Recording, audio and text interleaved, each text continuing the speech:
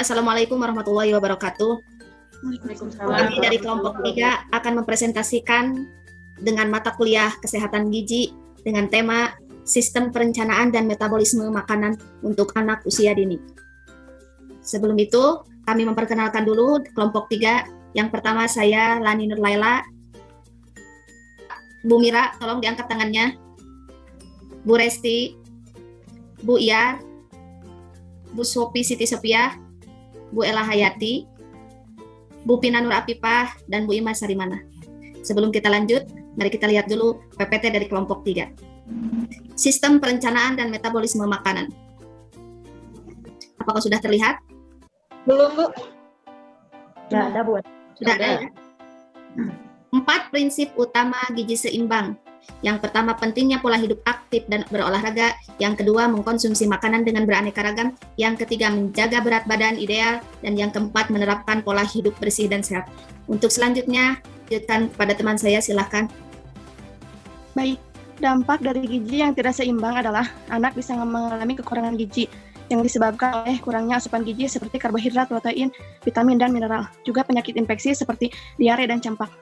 Dampak lainnya adalah kelebihan gizi yang terjadi karena asupan kalori dan energi yang dikeluarkan tidak seimbang. Ini bisa mengakibatkan obesitas dan penyakit degeneratif seperti diabetes mellitus atau sakit gula, juga resiko stroke dan kanker. Sekian. Untuk selanjutnya, terima kasih Bu Pina. Untuk selanjutnya, silakan. Penyebab langsung dan tidak langsung pada kurang gizi. Masalah gizi seimbang dan buruk dipengaruhi langsung oleh konsumsi pangan dan penyakit infeksi, dan secara tidak langsungnya dipengaruhi oleh pola asuh, ketersediaan pangan, sanitasi, dan air bersih atau pelayanan kesehatan dasar yang tidak memadai. Selanjutnya, Bu Mira, silakan. Maaf, mungkin karena sinyalnya kurang bagus, saya bacakan lagi ya.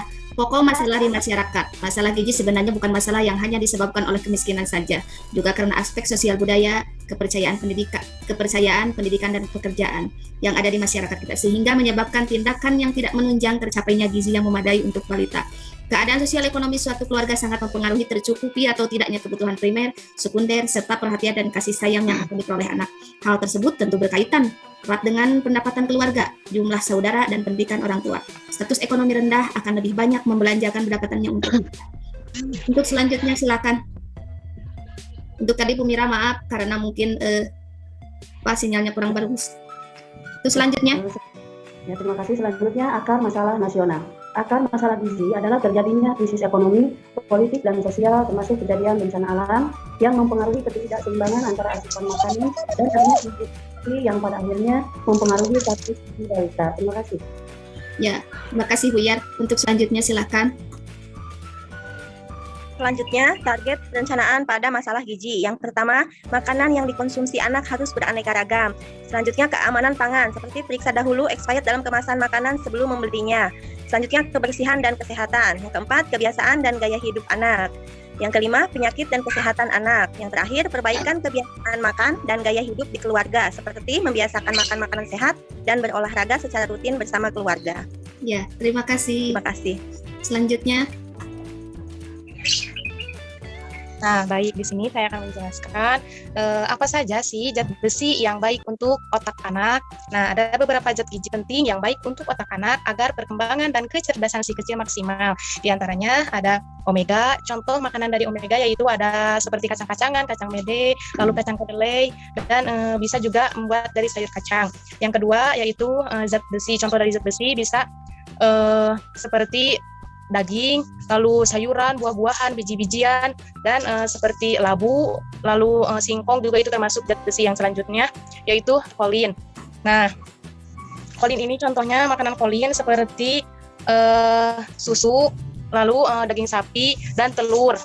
Contoh dari makanan yang selanjutnya yaitu vitamin B12. Contohnya seperti makanan laut, seafood, lalu daging sapi juga bisa, dan telur. Nah, itu penting untuk si kecil untuk diberikan makanan yang bergizi agar kecerdasan otaknya itu maksimal. Terima kasih. Silakan selanjutnya. Oke, untuk selanjutnya, angka kecukupan gizi.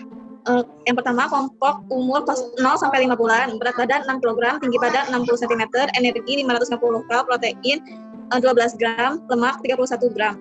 kelompok umur 6-11 bulan, berat badan 8,5 kg, tinggi badan 71 cm, energi 725 kalori, protein 18 gram, lemak 36 gram. 1-3 tahun, berat badan 12 kg, tinggi badan 90 cm, energi 1125 kalori, protein 26 gram, lemak 44 gram.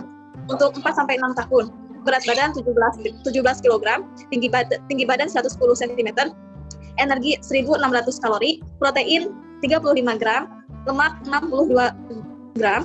Untuk yang terakhir 7-9 tahun, berat badan 28 kg, tinggi badan 120 cm, energi 1850 kalori, untuk protein 49 gram dan lemak 72 gram. Ya, terima kasih. Selanjutnya, saya akan memberikan contoh makanan bergizi. Makanan bergizi di dalamnya harus mengandung diantaranya karbohidrat, protein, dan lemak. Jenis makanan yang termasuk karbohidrat diantaranya nasi, roti, kentang, dan ubi. Lalu jenis makanan yang mengandung protein diantaranya telur, kacang-kacangan, ikan tuna, susu, dan olahan lainnya. Selanjutnya, makanan yang mengandung lemak diantaranya daging, ikan, susu, telur, dan minyak nabati. Nah, itu mungkin contoh makanan bergizi. Selanjutnya, bahaya makanan instan pada anak. Bahayanya diantaranya mengganggu perkembangan otak dan fungsi memori anak, kegemukan atau obesitas, gangguan pernapasan karena obesitas, mudah lemas karena kurangnya asupan gizi, protein, dan mineral, timbulnya penyakit kronis seperti diabetes, hipertensi, dan kanker. Gigi jadi mudah rusak, juga gangguan usus. Sekian mungkin dari saya. Terima kasih. Itu adalah PPT dari kelompok 3. Untuk selanjutnya, kita menuju ke pertanyaan. Pertanyaan yang pertama, bagaimana cara antisipasi ibu dengan anak yang jajan di luar? Karena kita tidak bisa memantau, dibekalin juga tetap melihat teman-temannya jajan. Ya, siapa yang mau jawab? Bu Ima, silakan. Baik. Saya, Bu, akan coba jawab. Iya, boleh, Bella. Untuk mengantisipasinya, caranya dengan membiasakan membawa bekal dari rumah dan kerjasama dengan guru memberikan pengenalan terhadap bahaya jajan sembarangan, serta pengenalan makan makanan sehat dan tidak sehat pada anak. Mungkin seperti itu, Bu. Terima kasih.